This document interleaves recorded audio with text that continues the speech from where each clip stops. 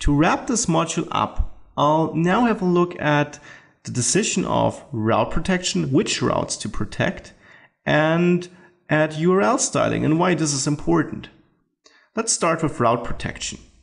Here are all our API endpoints. And now the question is, which ones of these are sensible and should only be available to some kind of authenticated users?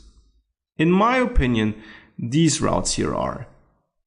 Because all these routes depend upon the existence of users. And I don't want any external people who are not registered to be able to send random requests with random user IDs and sign up users of this service randomly on their own. Yes, it will be able in this service here to sign up other people for meetings, to register other people for meetings, and this is on purpose, but I think unauthenticated users should not be able to do this. Therefore, it seems fine to me to protect these routes. The two GET routes don't need to be protected because I don't think the information here is sensible, and therefore for me it's fine if everyone can access this.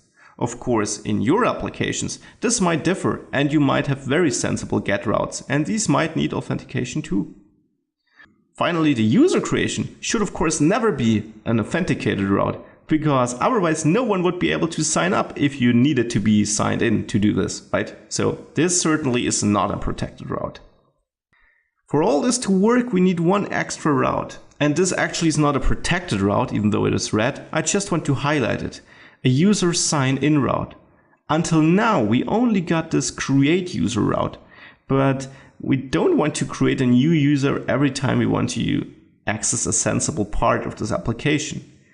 Indeed, this new user, this create user route, won't actually authenticate us. We need to do this by calling a separate sign-in API endpoint, which will give us some kind of way of identifying and authenticating in future requests.